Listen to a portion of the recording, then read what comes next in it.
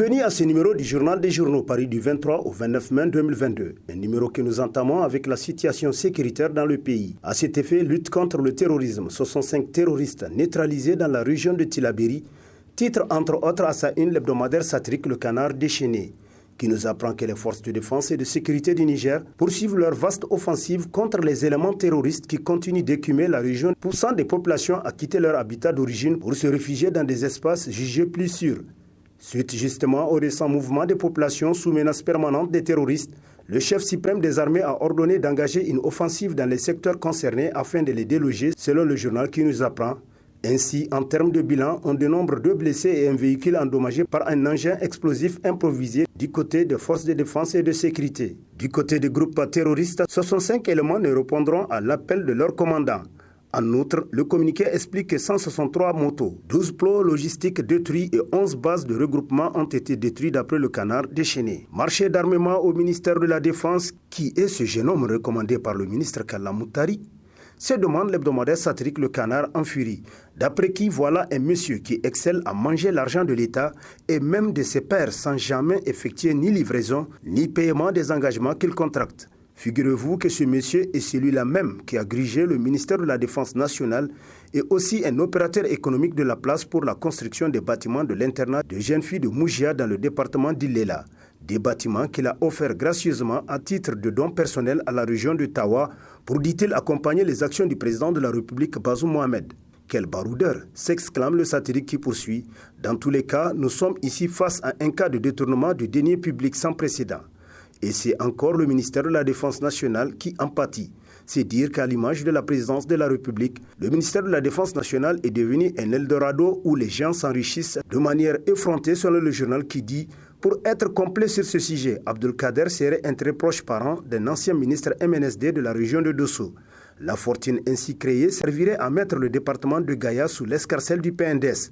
Le président régional de ce parti, Fumako Gado, serait un soutien de l'enfant de la commune rurale de Tanda, conclut Le Canard en furie. Mauvaise pratique, encore un autre Al-Husseini à la présidence?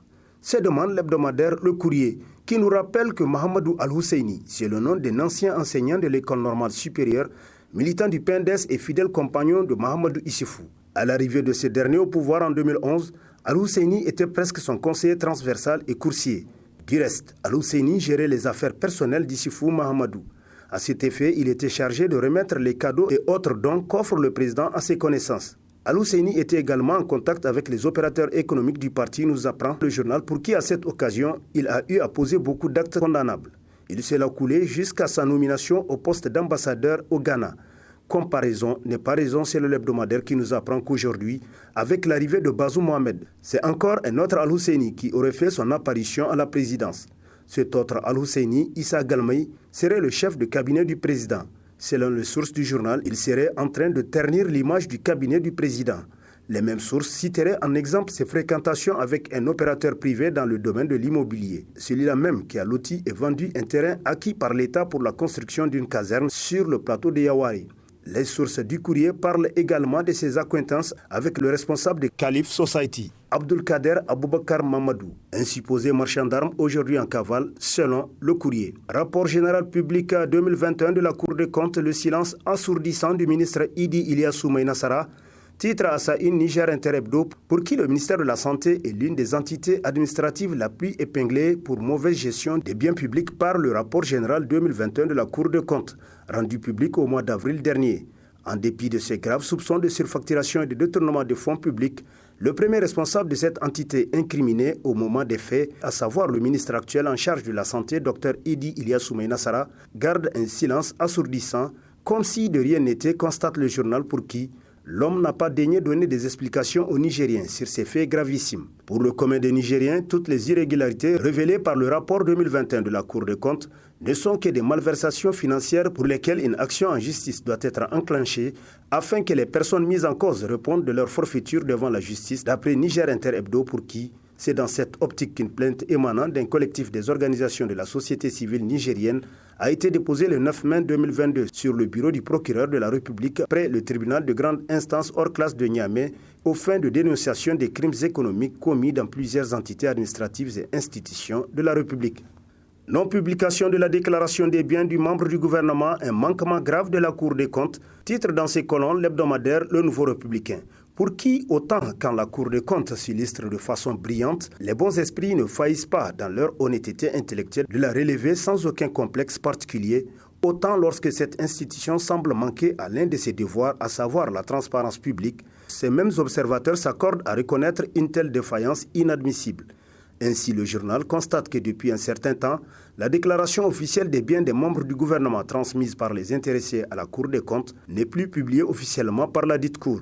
Pourtant, la Constitution exige pour une catégorie de responsables, président de la République, Premier ministre et ministres, avant leur prise de fonction, de bien transmettre à qui de droit l'état complet de leur patrimoine selon le Nouveau Républicain. Réception à Niamey de 6 drones Bayraktar TB2.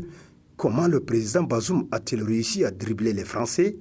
C'est demande l'hebdomadaire Le Monde aujourd'hui, qui nous apprend que 2 mois après sa visite présidentielle, les premières commandes sont là. 6 drones dits tueurs de type Bayraktar TB2 livrés à Niamey les 20 et 21 mai par 2 vols d'une compagnie ukrainienne.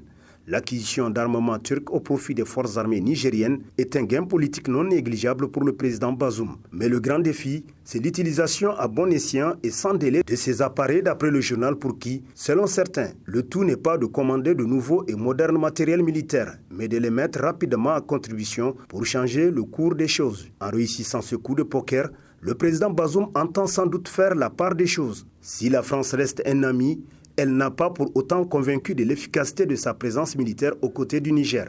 Le chef de l'État nigérien a donc décidé de changer son fusil d'épaule, constate l'hebdomadaire qui poursuit. Selon des observateurs avisés, la France doit être certainement à l'étroit dans cette posture de souveraineté des autorités nigériennes. Sa coopération militaire douteuse pour la plupart des Nigériens doit être sérieusement éprouvée. Soit elle est bénéfique pour le Niger, soit le Niger change de partenaire stratégique. Dans ce choix porté sur la Turquie, il y a une part de courage politique que l'on doit reconnaître à Bazoum Mohamed, d'après Le Monde aujourd'hui.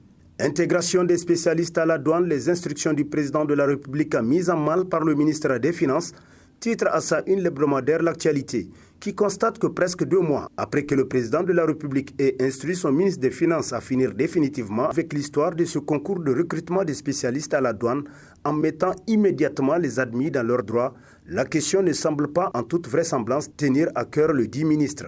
Au-delà du défi manifeste d'exécuter les décisions de justice par le ministre des Finances, plus inquiétant encore est son comportement laissant croire un autre refus, celui de se plier aux instructions données par le président de la République. Instructions restant jusqu'ici inexécutées. Si même les instructions données par le président de la République peuvent être purement et simplement jetées à la poubelle par un ministre, on est alors en droit de se demander qui est le véritable chef, le président ou le ministre. Se demande L'Actualité qui conclut, le citoyen nigérien a de quoi s'inquiéter car en toute vraisemblance, l'État ne semble plus être l'État. Sur ce, prend fin le présent numéro de la revue de presse. Prochain rendez-vous, plaise à Dieu dans une semaine avec toujours la même passion de vous servir. Bonne lecture et au revoir.